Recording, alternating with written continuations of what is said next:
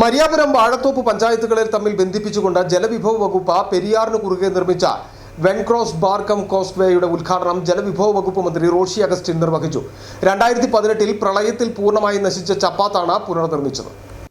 വാഴത്തോപ്പ് മരിയാപുരം പഞ്ചായത്തുകളെ തമ്മിൽ ബന്ധിപ്പിക്കുന്നതും മരിയാപുരം പ്രദേശത്തുള്ള ആളുകൾക്ക് ഇടുക്കി നീരിമംഗലം സംസ്ഥാന പാതയിലേക്ക് എളുപ്പത്തിൽ എത്തിച്ചേരാൻ സാധിക്കുന്നതുമായ ഈ പാലം 2018 പ്രളയത്തിൽ പൂർണ്ണമായും തകർന്നിരുന്നു. ഇതോടെ സ്കൂൾ വിദ്യാർത്ഥികൾക്കുൾപ്പെടെ സ്കൂളുകളിലേക്ക് പോകാൻ കഴിയാത്ത സാഹചര്യമായിരുന്നു രൂപപ്പെട്ടത്.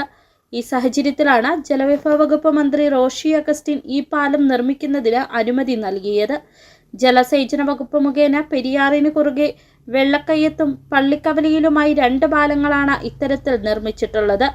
ആദ്യ നിർമ്മാണം പൂർത്തിയായ കുതിരക്കല്ല് വെള്ളക്കയം പാലത്തിന്റെ ഉദ്ഘാടനമാണ് മന്ത്രി നിർവഹിച്ചത്. 5.37 കോടി രൂപ മുതൽ മുടക്കിലാണ് ഈ 2 പാലങ്ങളും നിർമ്മിക്കുന്നത്. ഷട്ടറിട്ട് സമീപ പ്രദേശത്തെ കൃഷിയിടങ്ങളിലേക്കും മറ്റും ജലമെത്തിക്കാനുള്ള സംവിധാനത്തോടു കൂടിയാണ് ഈ നിർമ്മാണം. പാലങ്ങളെ സംബന്ധിച്ചിടത്തോളം അതിനു മുൻപ് തന്നെ നമുക്ക് കുറച്ച് പാലങ്ങളെല്ലാം തീർക്കാൻ പറ്റി. ഇപ്പൊ കരിമ്പൻ പാലം ഇല്ലായിരുന്നെങ്കിൽ അന്നത്തെ നമ്മുടെ അപകടത്തിന്റെ അല്ലെങ്കിൽ ആ ദുരന്തത്തിന്റെ ആഘാതം എത്ര കണ്ട് വലുതായിരുന്നു. കരിമ്പൻ ചപ്പാത്തായിരുന്നു നമുക്ക് ആശ്രയമായിട്ടുണ്ടായിരുന്നത്.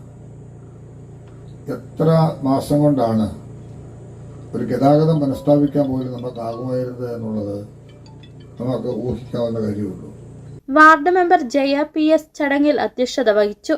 KAEDC chief engineer Prakash Idikkula അധ്യക്ഷത വഹിച്ചു.